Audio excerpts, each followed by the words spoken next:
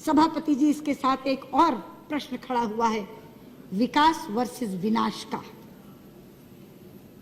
उत्तराखंड में विकास के नाम पर जो होड़ लगी, प्रकृति से छेड़छाड़ करने की, पर्यावरण को प्रदूषित करने की, नदियों पर बांध बनाने की, ये उसका नतीजा है। हम किसके लिए विकास कर रहे हैं? हम अरबों खरबों रुपया खर्च करके विकास करते जाते हैं। प्रकृति एक दिन क्रोधित होती है और ऐसी विनाश लीला करती है कि सब कुछ तबाह कर जाती है। कब आंखें खुलेंगी हमारी? क्या इस त्रासदी के बाद भी नहीं? क्या इस आपदा के बाद भी नहीं? वहां एक धारी देवी का मंदिर है, उत्तराखंड की रक्षक कहा जाता है उनको।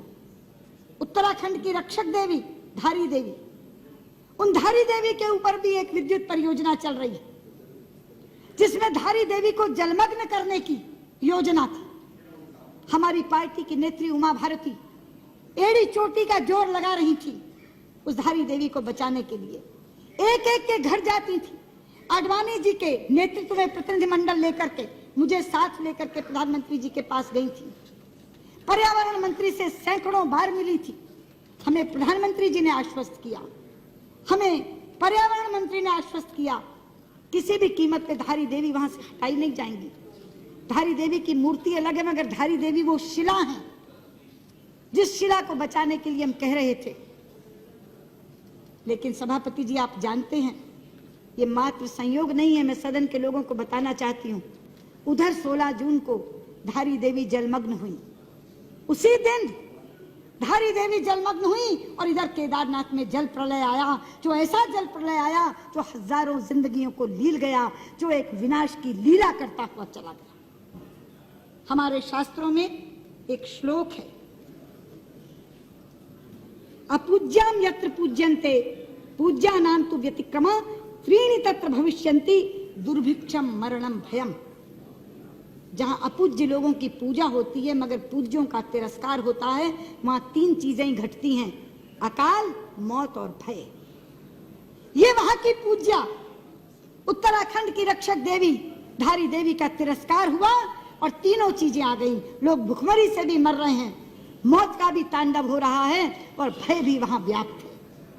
इसलिए मैं कहना चाहती हूं, ये जो विकास वर्सेस विनाश का प्रश्न है, ये आज मुंह बाए खड़ा है। वहां गंगा जी के ऊपर कितने बांध बन रहे हैं आप जानते हैं। योजना आयोग की चतुर्वेदी समिति ने गंगा, भागीरथी और अलकनंदा पर 70 बांधों की स्वीकृति दी है। 70 बांधों की। आज रेवती रमन जी यहां बैठे नहीं है, 2-2 बार चर्चा कराई है इस सदन में उन्होंने। हम सब सांसदों को साथ लेकर प्रधानमंत्री जी के पास जाते हैं। सभापति जी, गंगा हमारे लिए साधारण नदी नहीं है, गंगा हमारे लिए मां है। पता नहीं आप उस दिन थे सेंट्रल हॉल में कि नहीं, मुझे आश्चर्य मिश्रित हर्ष हुआ था। इतना हर्षित हुआ था मन, जापान के प्रधानमंत्री ने केंद्रीय कक्ष में संसद के दोनों सदनों के सांसदों को संबोधित करते हुए जब गंगा जी का नाम लिया था तो गंगा मैया कहा था। वो लोग हमारी भावना की कद्र करते हैं, वो हमारी आस्था की कद्र करते हैं।